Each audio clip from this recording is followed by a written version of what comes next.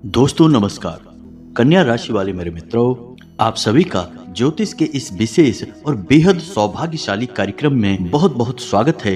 हृदय से अभिनंदन है। हम आपको डराना नहीं चाहते हैं, लेकिन यह चेतावनी देते हैं कि जितनी जल्दी हो सके उतनी जल्दी बंद कर दो ये 5 काम। जी हाँ दोस्तों, क्योंकि आपके जीवन में जितनी भी परेशानियां हैं, जितने भी कष्ट हैं, उन परेशानियों में कहीं ना कहीं इन 5 कामों का बहुत बड़ा योगदान है और आप जाने अनजाने इन 5 गलतियों को लगातार दोहराते चले जा रहे हैं, जिसकी वजह से आपके ऊपर किसी भी प्रकार की दैवीय कृपा अपना सकारात्मक प्रभाव नहीं छोड़ पा रही है। जी हाँ दोस्तों, हम आपकी जानकारी के लिए बता दें कि आपके जीवन काल में जो अभी परेशानियां चल रही हैं, उनका सबसे बड़ा कारक ग्रह कौन सा है। हालांकि हम अपने पिछले वीडियोज में भी इस विषय पर बात कर चुके हैं और इसी विषय को हम आगे बढ़ाएंगे, लेकिन इससे पहले हम आपको 5 ऐसी गलतियां बताना चाहेंगे जिन्हें आपको भूल कर भी नहीं दोहराना है, अन्यथा आपके जीवन में कभी कोई सकारात्मक बदलाव आएगा ही नहीं। क्योंकि जाने अनजाने आप स्वयं ही अपने आसपास के वातावरण में नकारात्मकता को भरते जा रहे हैं, या यूं कहें कि आप नकारात्मकता को आकर्षित कर रहे हैं। जी हाँ दोस्तों, इसी के साथ साथ हमारे कुछ व्यूअर्स ने हमसे कुछ प्रश्न पूछे थे, जैसे कि यदि शनिदेव का शिला स्वरूप हमारे आसपास ना हो, यानी कोई मंदिर है जिसमें शनिदेव की मूर्ति लगी है, शिला स्वरूप नहीं है, तब हमें क्या करना चाहिए। और छायादान, जो कि बहुत ही महत्वपूर्ण विषय है, जिसके बारे में हमने अपने पिछले वीडियो में भी आपको बताया था कि आपको कम से कम 11 शनिवार तक छायादान करना है। तो आज के इस वीडियो में हम आपको छायादान के विषय में संपूर्ण ज्ञान प्रदान करेंगे कि कैसे छायादान करना चाहिए और छायादान करने का सही समय दिन में किस वक्त होता है। तो वीडियो को पूरा देखें। आज के इस वीडियो में आपके जीवन से जुड़े हर एक विषय को विस्तार से बताया जाएगा और उससे भी ज़्यादा महत्वपूर्ण कि आपके द्वारा की जाने वाली 5 बहुत ही भयानक गलतियों के बारे में चर्चा की जाएगी। दोस्तों, इंसान का स्वभाव ही कुछ इस प्रकार होता है कि उसे अपने द्वारा किए गए अच्छे कार्य तो तुरंत समझ में आ जाते हैं, लेकिन अपनी गलतियां उसे कभी दिखाई नहीं देती हैं। लेकिन आप यकीन मानिए कि यही गलतियां आपको धीरे धीरे बर्बाद कर रही होती हैं। इसीलिए जिस इंसान को अपने जीवन में बड़े बदलाव लाने हैं, कामयाब होना है, या यूं कहें कि जीवन को सर्वोच्च शिखर पर ले जाना है, उस इंसान का यह मूल स्वभाव बन जाता है कि वह सबसे पहले अपनी गलतियों को ढूंढ ढूंढ कर निकालता है और उन्हें समाप्त करता जाता है। लेकिन दोस्तों, यह एक कठिन कार्य है, क्योंकि हमें स्वयं तो अपनी गलतियां कभी दिखाई देती नहीं हैं। तो कोई हमारा शुभ चिंतक, कोई हमारा मित्र हमें हमारी गलतियां बताता है तो हमें थोड़ा सा ध्यान देना चाहिए और सतर्क हो जाना चाहिए। आज का यह वीडियो आपका बहुत बड़ा शुभ चिंतक बनने जा रहा है, क्योंकि इस वीडियो में आपके द्वारा की जाने वाली ऐसी 5 गलतियों के बारे में चर्चा की जाएगी जो आपके आसपास की ऊर्जा को खराब कर रही हैं, आपके सकारात्मक पहलू को समाप्त कर रही हैं और आपकी ओर नकारात्मक ऊर्जा को आकर्षित कर रही हैं। इसी के साथ साथ वीडियो के अंत में हम आपको एक ऐसा योग बताएंगे जो आपके जीवन में एक बहुत बड़ा बदलाव ला सकता है, आपको रातों रात करोड़पति बना सकता है। लेकिन इस योग का पूरा लाभ उठाने के लिए आपको कुछ ऐसे कार्य करने होंगे जिनसे इस योग की प्रबल शक्ति आपको पूर्ण रूप से लाभ प्रदान करेगी। तो वीडियो को पूरा देखें, शुरू से लेकर अंत तक वीडियो में बताई गई हर एक बात को ध्यान से समझने की कोशिश करें, क्योंकि यह वीडियो केवल और केवल आपके लिए बनाया गया है, आपकी समस्याओं को ध्यान में रखते हुए बनाया गया है। दोस्तों, यकीन मानिए कि इस तरह के वीडियो बनाने के लिए बहुत मेहनत लगती है, बहुत सारा अध्ययन करना पड़ता है, तब कहीं जाकर सार रूप में आपको ज्ञान प्रदान करना पड़ता है। इस सब मेहनत के बदले में हम बस आपसे यह चाहते हैं कि आप वीडियो को पूरा देखें और वीडियो में बताई गई बातों को समझकर अपने जीवन में उपयोग करें, जिससे आपके जीवन में खुशहालियां आए। और यदि आपके जीवन में थोड़ा बहुत भी बदलाव आ जाता है तो हम समझेंगे कि हमारी मेहनत सफल हो गई, माँ भद्रकाली के लिए हमारी भक्ति सफल हो गई। जी हाँ दोस्तों, तो चलिए वीडियो की शुरुआत करते हैं, लेकिन उससे पहले आपसे निवेदन है कि कमेंट में पूरे भक्ति भाव के साथ जय माँ भद्रकाली सहायता करो यह अवश्य लिखें। और यदि चैनल पर पहली बार आए हैं तो सब्सक्राइब करना ना भूलें और बेल आइकन को भी अवश्य दबा दें, ताकि हम जब भी ज्ञानवर्धक वीडियोज अपलोड करें सीधा नोटिफिकेशन आपको प्राप्त हो जाए। जी हाँ दोस्तों, हम आपको बता दें कि आपकी राशि के जो जातक हैं, इन्होंने अपने जीवन में बहुत संघर्ष किया है, बहुत कष्ट सहे हैं, बहुत कुछ सहने के बाद आप इस मुकाम तक पहुंचे हैं। लेकिन सबसे बड़ी विडंबना की बात यह है कि आपके वे अपने जिनके लिए आपने इतने कष्ट सहे, इतना सारा जीवन में तूफान आया, वे ही आपका सम्मान नहीं करते, आपकी भावनाओं की कद्र नहीं करते हैं। लेकिन हम जानते हैं कि मुसीबतों से कैसे लड़ना है, मुसीबतों में कैसे डट कर खड़े रहना है। यह अगर सीखना है तो कोई आपसे सीखे। जी हाँ दोस्तों, और आपने अपने जीवन में जो कष्ट सहे हैं, उनमें आपका हित कम और आपके अपने लोगों का हित अधिक था। यानी आपने दूसरों के लिए भी कई बार मुसीबतों को मोल लिया है, कई बार परेशानियों में पड़ गए हैं। लेकिन दोस्तों, हम आपको बता दें कि आपकी एक बहुत बड़ी खूबी यह रही है कि चाहे आपके जीवन में कितनी ही परेशानियां आई हों, कितना ही संघर्ष रहा हो, लेकिन आपने कभी भी गलत का साथ नहीं दिया है। जी हाँ दोस्तों, ना तो आपने कोई अन्याय या अनर्थ अपने जीवन में कभी किया है और ना ही किसी गलत कार्य का साथ दिया है। शायद इसी वजह से ईश्वर आपसे हमेशा प्रसन्न रहते हैं। और हम आपको बता दें कि आपके जीवन में चाहे कितनी ही मुसीबतें आ जाएं, लेकिन अंत बहुत ही सुंदर होता है, यानी अंत में जीत आपकी ही होती है। जी हाँ दोस्तों, तो अब आप ध्यान से सुनिए कि कौन सी हैं वो 5 महाभयानक गलतियां जिन्हें आप जाने अनजाने लगातार दोहराते चले जा रहे हैं, जिसकी वजह से आपके जीवन में परेशानियां आकर्षित हो रही हैं। तो ध्यान से सुनिए। सबसे पहली गलती जो अक्सर हर एक जातक करता ही रहता है, और वो यह है कि आप लोगों के घरों में आपके जो मृत रिश्तेदार हैं, उनकी फोटो तो होती ही है, लेकिन कुछ जातक उन फोटो को अपने पूजा घर में भगवान के बगल से रख देते हैं, जो कि बहुत ही गलत है। आपको अपने किसी भी मृत रिश्तेदार की फोटो अपने पूजा घर में नहीं रखनी है, और ना ही अपने पूजा घर के ठीक सामने लगानी है। यानी भगवान के सामने भी नहीं लगानी है और भगवान के साथ भी नहीं रखनी है। ऐसा करके आप ना केवल अपने जीवन में परेशानियों को आकर्षित कर रहे हैं, बल्कि अपने मृत पूर्वजों और रिश्तेदारों को भी आप परेशान कर रहे हैं। ऐसी स्थिति में उनका तरण तारण कभी हो नहीं सकता और उन्हें प्रेत बनकर ही भटकना पड़ेगा। इस बात का स्पष्ट प्रमाण हमारे शास्त्रों में लिखा हुआ है। तो आपको अपनी किसी मृत रिश्तेदार की यदि फोटो लगानी है तो आप अपने घर के ड्राइंग रूम में लगा सकते हैं, अपनी बैठक में लगा सकते हैं, लेकिन अपने पूजा घर से दूर रखें। इसी के साथ साथ दोस्तों, कुछ लोग ऐसा करते हैं कि अपने पूजा घर में जो फूल चढ़ाते हैं, उन फूलों को बाद में वहीं पड़ा हुआ छोड़ देते हैं, और अगले दिन जब पट खोले जाते हैं, यानी पूजा घर के दरवाजे खोले जाते हैं, तो वे पुष्प वहीं पड़े रहते हैं। दोस्तों, ऐसे पुष्प, यानी इन्हें हम बासे पुष्प कहते हैं, मृत्यु का सूचक होते हैं। और यदि कोई इंसान पूजा घर में पुराने पुष्प, जिन्हें हम बासे पुष्प कहते हैं, उन्हें रखता है, तो उस इंसान के जीवन में नकारात्मकता आकर्षित हो जाती है। जी हाँ दोस्तों, इसी के साथ साथ एक और बहुत बड़ी गलती जो अक्सर कई जातक दोहराते रहते हैं, वह यह होती है कि जो उनके पूजा घर में दीपक होता है, उस दीपक में जो बाती होती है, जब दीपक जल चुका होता है तो अक्सर जातक ऐसा करते हैं कि अगले दिन की पूजा में उस बाती को उठाकर कहीं बगल में रख देते हैं और दोबारा से उसमें नई बाती लगाकर दीपक को प्रज्वलित कर देते हैं, जो कि बहुत ही गलत है।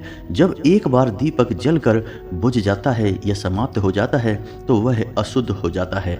उसके बाद उस दीपक को पुनः धोकर शुद्ध और पवित्र करके फिर इस्तेमाल करना चाहिए, तभी आपके जीवन में सकारात्मकता आकर्षित होगी।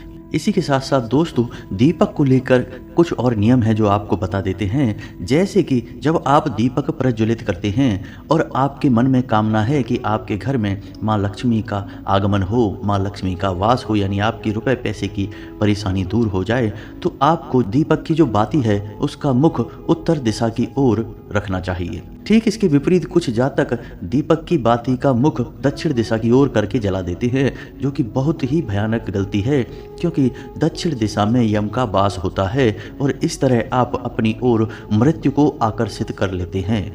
यानी आप दक्षिण मुखी दीपक यदि जलाते हैं तो आपके घर में भयंकर से भयंकर रोग आएंगे, परेशानियां आएंगी और अंतहीन संकटों की बाढ़ आ जाएगी। जी हाँ दोस्तों, अब कुछ लोगों के मन में यह प्रश्न आ रहा होगा कि क्या एक दीपक जला लेने से इतना सब कुछ हो सकता है, यानी कि महाभयानक संकट आ सकते हैं। तो दोस्तों, आप जब एक दीपक जलाकर भगवान को प्रसन्न कर सकते हैं, जो इस सृष्टि को चला रहे हैं, उन्हें खुश कर सकते हैं, तो फिर उसी दीपक से आप भयानक से भयानक संकटों को आकर्षित क्यों नहीं कर सकते।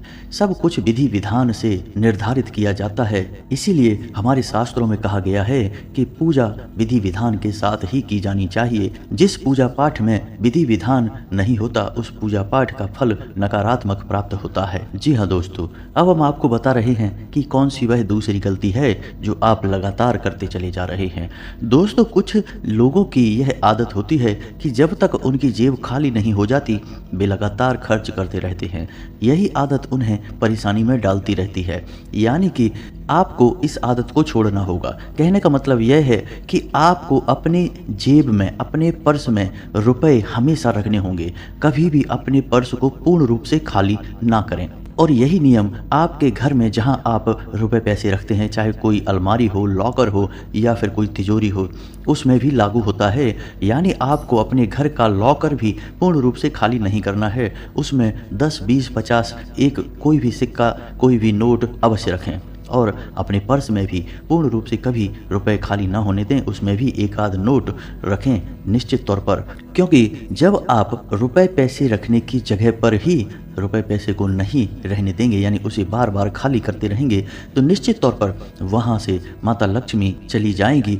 याद रखें कि माता लक्ष्मी की सगी बहन दरिद्रता हैं और उन्हें भगवान विष्णु से यह आशीर्वाद प्राप्त है कि जिस जगह पर माँ लक्ष्मी नहीं होंगी, वहाँ दरिद्रता अपने आप वास करने लगेंगी। किसी के निमंत्रण की आवश्यकता नहीं है। तो जब आप अपना पर्स, अपनी जेब, अपनी तिजोरी में से रुपए पूरी तरह से हटा देते हैं, यानी माता लक्ष्मी को पूर्ण रूप से निकाल कर बाहर कर देते हैं, तो जगह खाली हो गई और उस खाली जगह में दरिद्रता का वास हो गया। और दोस्तों, इसमें डराने वाली बात यह है कि हमारे शास्त्रों में माता लक्ष्मी को चंचला कहा गया है। यानी माता लक्ष्मी का स्वरूप चंचल है, वे एक स्थान पर ठहरती नहीं है। लेकिन इसके विपरीत उनकी बहन दरिद्रता का रूप स्थायित्व है। यानी कि जहाँ एक बार दरिद्रता का वास हो गया, वहाँ से फिर वे वापस नहीं जाती हैं। बहुत ही मुश्किल होता है उन्हें बाहर निकाल पाना। इसीलिए आपने अक्सर यह देखा होगा कि जो इंसान दरिद्र होता है, यानी कि हमेशा पैसे रुपए के लिए परेशान रहता है, उसकी परेशानी बड़ी ही मुश्किल से दूर होती है। यानी रुपए पैसे की आवक उसके पास बड़ी ही मुश्किल से शुरू होती है। क्योंकि जिसके जीवन में दरिद्रता का वास हो गया, बड़ी ही मुश्किल से, बड़ी ही परेशानियों के साथ दरिद्रता उसका पीछा छोड़ती है। इतना आसान नहीं है। तो आपको अपने घर में, अपने जीवन में दरिद्रता को आमंत्रित नहीं करना है। भूल से भी यह गलती नहीं करना है। अब हम आपको तीसरी गलती बताने जा रहे हैं। दोस्तों, बहुत से जातक ऐसे होते हैं जो अपने घर में देवी देवताओं की मूर्तियों को या उनकी तस्वीरों को सजावटी सामान के तौर पर प्रयोग करते हैं। दोस्तों, यह बहुत ही गलत है, हमारे शास्त्रों में वर्जित है। अब बहुत से जातक एक और बहुत बड़ी गलती कर जाते हैं कि वे गणेश जी की मूर्ति या फिर फोटो को अपने घर के दरवाजे पर लगवा देते हैं। दोस्तों, अब आप समझिए कि गलती क्या है कि आपने अपने घर के दरवाजे पर, यानी बाहर की ओर मुख करके गणेश जी की एक फोटो या फिर मूर्ति लगवा दी। अब गणेश जी को समृद्धि का सूचक माना जाता है, सुख का और रिद्धि सिद्धि का दाता माना जाता है। तो जब आपने अपने घर के बाहर गणेश जी का मुख करके फोटो या मूर्ति लगवा दी, तो अब आपके घर में सुख समृद्धि आएगी नहीं, जाएगी। क्योंकि जब आप घर से बाहर जाएंगे तो आपको गणेश जी के दर्शन नहीं होंगे, गणेश जी आपकी पीठ के पीछे होंगे। तो यह बहुत ही गलत है। तो अब आपको क्या करना है? बहुत से जातकों ने अपने घर के बाहर की दीवार पर, यानी दरवाजे के ऊपर या दाएं बाएं गणेश जी की मूर्ति या फोटो लगवा दी होगी। अब वह तो हटेगी नहीं। तो अब आपको क्या करना है कि ठीक वैसी ही मूर्ति या फोटो दीवार के इस तरफ, यानी घर के अंदर की तरफ भी आप लगवा दें, उसी फोटो या मूर्ति के ठीक पीछे। यानी मूर्ति या फोटो की पीठ से पीठ चिपक जानी चाहिए, लग जानी चाहिए। तो अब आप जब भी घर से बाहर निकलेंगे तो आपको गणेश जी के दर्शन होंगे, यानी सुख समृद्धि आपके घर में आने लगेगी। जी हाँ दोस्तों, कुछ जातक तो यह भी करते हैं कि जो भी देवी देवताओं की मूर्तियां उनके पूजा घर में खंडित हो जाती हैं, उन्हें वे सजावटी सामान के तौर पर घर में इधर उधर अलमारियों में रख देते हैं। यह भी बहुत गलत है, क्योंकि खंडित मूर्ति अशुभ संकेत देती है, नकारात्मकता को आकर्षित करती है। इस मूर्ति या फोटो को आपको बहते हुए जल में विसर्जित करना चाहिए, ना कि अपने घर में रखना रखना चाहिए। एक और बात ध्यान दें कि आपको किसी भी देवी देवता की मूर्ति या फोटो को सजावटी सामान के तौर पर प्रयोग नहीं करना चाहिए। यह हमारे शास्त्रों में वर्जित है और हमारे देवी देवताओं का अपमान भी है। और एक और गलती अक्सर जातक कर जाते हैं कि देवी देवताओं की मूर्ति या फिर फोटो अपने बेडरूम में लगा लेते हैं, यानी अपने शयन कक्ष में लगाते हैं। यह भी बहुत ज़्यादा गलत है। हम जहाँ सोते हैं वहाँ किसी भी देवी देवताओं की फ़ोटो नहीं होनी चाहिए। लेकिन दोस्तों, कुछ लोग ऐसी सलाह दे देते हैं कि अपने बेडरूम में राधा कृष्ण की फ़ोटो लगाइए या मूर्ति लगाइए, यह प्रेम का प्रतीक है। जी हाँ दोस्तों, यह बात सत्य है, लेकिन देवी देवताओं की श्रेणी में तो राधा कृष्ण भी आते हैं। तो हम आपको यह सलाह देंगे कि आप राधा कृष्ण की फ़ोटो लगाने के बजाय मोर पंख या बांसुरी की फ़ोटो अपने बेडरूम में लगाइए, क्योंकि यह भी भगवान श्री कृष्ण और राधा का प्रतीक है और प्रेम का प्रतीक है। तो आप फ़ोटो लगाने से जितना हो सके उतना बचें। अपने बेडरूम में कोई भी देवी देवता की फ़ोटो ना लगाएं। यदि आपको लगाना ही है तो आप उनके प्रतीक चिन्हों को लगा दें। जैसे भगवान श्री कृष्ण के लिए आपको बांसुरी की फ़ोटो लगा दें या फिर मोर पंख रख लें, यही आपके लिए सर्वोत्तम होगा। जी हाँ दोस्तों, अब चौथी गलती के बारे में बात करते हैं और यह आपको आश्चर्य में डाल देगा।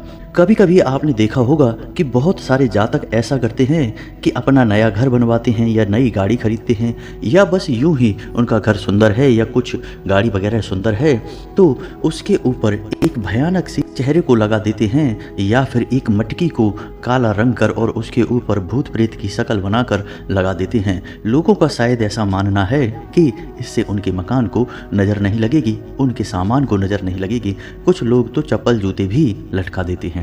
अब आप ध्यान से सुनिए कि गलती क्या है। दोस्तों, आपने अपने घर के दरवाजे के ऊपर ऐसी भयानक मूर्ति फोटो को लगा दिया या प्रतीक को लगा दिया जो कि नकारात्मकता का सूचक है और आपके प्रवेश द्वार के ठीक ऊपर लगा हुआ है। तो अब ऐसे में आपके घर में सकारात्मकता तो आएगी नहीं, किसी भी हालत पे नहीं आएगी, केवल नकारात्मकता ही आपके घर में प्रवेश करेगी। दोस्तों, हमारे धर्मशास्त्रों में इस बात का कहीं कोई प्रमाण नहीं मिलता है कि हमें अपने घर के बाहर नज़र से बचाने वाली इन चीज़ों का प्रयोग करना चाहिए। यह रिवाज, यह प्रचलन पता नहीं कहाँ से शुरू हो गया। अब आप हमारे धर्मशास्त्रों की ओर ध्यान दीजिए। भगवान श्री हरि विष्णु के दरवाजे पर गरुड़ का वास होता है। भगवान श्री राम के दरवाजे पर स्वयं हनुमान जी का वास होता है। भगवान भोलेनाथ के दरवाजे पर नंदी का वास होता है। तो हमारे धर्मशास्त्रों में तो ऐसा कहीं नहीं बताया गया कि आपको इस प्रकार के नकारात्मक नजर बट्टों का इस्तेमाल करना चाहिए। और जब हम ऐसा करते हैं तो हम अक्सर खुद को परेशानियों में डाल लेते हैं। जी हाँ दोस्तों, तो अब आपको यह मन में प्रश्न उठ रहा होगा कि नज़र से बचने के लिए क्या करें। दोस्तों, नज़र से बचने के लिए कई नज़र रक्षा यंत्र बाजार में मिलते हैं, आप उन्हें ले सकते हैं। और यदि आप उन्हें नहीं लेना चाहते हैं तो आप किसी मंदिर में जाइए और मंदिर में जो झंडे लगे रहते हैं, जिसे हम ध्वजा कहते हैं, आप उस ध्वजा को लाकर अपने घर के ऊपर लगा दीजिए। जी हाँ दोस्तों, यदि मंदिर में आपको ध्वजा नहीं मिलती है तो आप लाल रंग की एक ध्वजा खुद बनाइए और उसे मंदिर में अर्पित करिए और दूसरे दिन उस ध्वजा को अपने घर के ऊपर लाकर लगा दीजिए। वह पूर्ण सकारात्मकता का प्रतीक होगा और ईश्वर आपके घर में प्रवेश कर जाएंगे। आपने महाभारत का वह वर्णन तो सुना ही होगा कि जब भगवान श्री कृष्ण ने हनुमान जी को विराजमान होने के लिए कहा तो हनुमान जी अर्जुन के रथ की ध्वजा के ऊपर विराजमान हुए थे। यानी हमारे धर्म में ध्वजा को देवी देवताओं का प्रतीक माना जाता है, इसीलिए हमारे मंदिरों के ऊपर शिखर पर ध्वजा समर्पित की जाती है, देवताओं को अर्पित की जाती है। तो आपको भी ऐसा ही करना है। इन नकारात्मक नजर बट्टों से आपको दूर रहना है। अब पांचवी गलती सुनिए दोस्तों, यह सुनने में आपको थोड़ा अजीब लग सकता है क्योंकि यह आपका निजी विषय है, लेकिन आपको इसकी जानकारी होना बहुत आवश्यक है। कुछ जातक ऐसे होते हैं जो स्नान करते समय पूर्ण रूप से निर्वस्त्र हो जाते हैं, जो कि बहुत ही खतरनाक है। इससे उनके ऊपर बहुत भयानक पितृ दोष लगता है। दोस्तों, हमारे शास्त्रों में ऐसा वर्णित है कि हमारे पितृ जब हम स्नान करते हैं उस समय हमारे वस्त्रों से टपकने वाले पानी को स्वयं ग्रहण करते हैं, और जब हम पूर्ण रूप से निर्वस्त्र होकर स्नान करते हैं तो हमारे पितृ हमसे नाराज हो जाते हैं और पितृ दोष हमें लगता है। तो आपको पूर्ण रूप से निर्वस्त्र होकर स्नान नहीं करना है। जी हाँ दोस्तों, दोस्तों, वैसे तो यह आपका निजी विषय है, लेकिन हमारे शास्त्रों में हर एक विषय को बड़ी ही खूबसूरती से और गहराई से बताया गया है, समझाया गया है, तो आपको इसकी जानकारी होनी बहुत ही आवश्यक है। अब बात करते हैं कि कुछ जातकों ने पूछा था कि छायादान कैसे करते हैं। तो ध्यान से सुनिए कि छायादान क्या है और कैसे किया जाता है और छायादान करने का सर्वोत्तम समय क्या है। दोस्तों, आपको छायादान सूर्यास्त के बाद ही करना चाहिए, क्योंकि वह छाया काल ही माना जाता है। आपको शनिदेव के मंदिर में जाना है। शनिवार के दिन रात में, यानी कि 8 या 9 बजे के आसपास आपको मंदिर में जाना है। वहाँ शनिदेव का पूजन अर्चन करना है और उसके बाद एक मिट्टी का बड़ा दीपक लेना है। जब आपकी पूजा समाप्त हो जाए तब आपको उस मिट्टी के दीपक में तेल भर लेना है। याद रखना है कि तेल सरसों का होना चाहिए और दीपक पूरा भर जाना चाहिए, जरा भी खाली ना रहे। फिर आपको उस दीपक में अपने आप को देखना है, यानी उस तेल में अपने आप को देखना है। तो जो दीपक में दिखेगा वह आपकी छाया होगा। जी हाँ दोस्तों, और वही छाया आपको शनिदेव को अर्पित करनी है। अब आपको जब वह छाया दिखाई दे तो थोड़ी देर उसे देखने के बाद वह दीपक शनिदेव के सामने रख दें और उसके ठीक बाद तुरंत मुड़कर अपने घर वापस आ जाएं। किसी से कोई बात ना करें, रास्ते में कहीं भी रुकें ना और पीछे मुड़कर भी नहीं देखें। और घर आने के बाद सीधा स्नान करके शुद्ध हो जाएं, पवित्र हो जाएं। इसे छायादान कहा जाता है। शनिदेव को छाया पुत्र कहते हैं और उन्हें छायादान बहुत अधिक प्रिय है। शनिदेव की पूजा करते समय आपको कुछ बातों का ध्यान भी रखना चाहिए। शनिदेव का शिला स्वरूप ही आपको पूजनीय है, आपको पूजन करना चाहिए। और यदि शनिदेव का मूर्ति स्वरूप है तो कभी भी शनिदेव की आंखों में नहीं देखना चाहिए। कभी भी शनिदेव की मूर्ति के सामने खड़े होकर पूजन नहीं करना चाहिए। थोड़ा बहुत दाएं या बाएं होकर पूजन करना चाहिए, क्योंकि शनिदेव के बारे में ऐसा कहा जाता है कि यदि शनिदेव की दृष्टि किसी के ऊपर पड़ेगी तो उसका अनर्थ अवश्य होगा, उसका विनाश अवश्य होगा। तो आपको शनिदेव की दृष्टि से बचना चाहिए। कभी भी शनिदेव की मूर्ति की आंखों में आंखें डालकर दर्शन नहीं करने चाहिए, आंखें झुकाकर ही दर्शन करने चाहिए। शनिदेव की मूर्ति के सामने खड़े नहीं होना चाहिए। अब कुछ जातकों का प्रश्न था कि यदि शनिदेव की मूर्ति ही है मंदिर में, शिला स्वरूप नहीं है, तो ऐसी स्थिति में क्या करें। तो दोस्तों, हम आपको बता दें कि ऐसी स्थिति में आपको पीपल के वृक्ष के नीचे जाना चाहिए और उसे ही शनिदेव का प्रतीक मानकर पूजना चाहिए और वहीं आपको दीपक जला देना चाहिए। जी हाँ दोस्तों, हम आपको बता दें कि हमारे शास्त्रों में शनिदेव की मूर्ति का पूजन वर्जित है, क्योंकि मूर्ति के पूजन से कई नकारात्मक परिणाम प्राप्त होते हैं और शनिदेव की दृष्टि आपके ऊपर पड़ती है। शनिदेव की मूर्ति के विषय में यह भी वर्णन मिलता है कि हमें कभी भी अपने घर में शनिदेव की मूर्ति नहीं रखनी चाहिए, ना ही शनिदेव से जुड़ा कोई प्रतीक रखना चाहिए, यानी शिला स्वरूप हो चाहे मूर्ति स्वरूप हो, हमें अपने घर में नहीं रखना चाहिए। और ना केवल शनिदेव बल्कि कई और ऐसी मूर्तियां हैं जिन्हें भूले से भी हमें अपने घर में नहीं रखना चाहिए, वरना हमारा बहुत बड़ा अनर्थ हो जाता है, यहाँ तक कि हम मृत्यु तक को आकर्षित कर लेते हैं। लेकिन इस विषय पर हम आपको किसी और वीडियो में बताएंगे। यदि आपको इस विषय पर वीडियो चाहिए तो आप कमेंट करके हमें बताएं, हम आपके लिए पूर्ण जानकारी से भरपूर एक विस्तृत वीडियो इस विषय पर भी बना देंगे। तो दोस्तों, आज के लिए वीडियो समाप्त करते हैं। यदि आपको वीडियो में दी गई जानकारी अच्छी लगी है तो आप वीडियो को एक लाइक करना ना भूलें और कमेंट में पूरे भक्ति भाव के साथ जय माँ भद्रकाली मदद करो लिखना ना भूलें। माता आपका कल्याण करेंगी। मिलते हैं अगले ज्ञानवर्धक वीडियो में, तब तक के लिए धन्यवाद।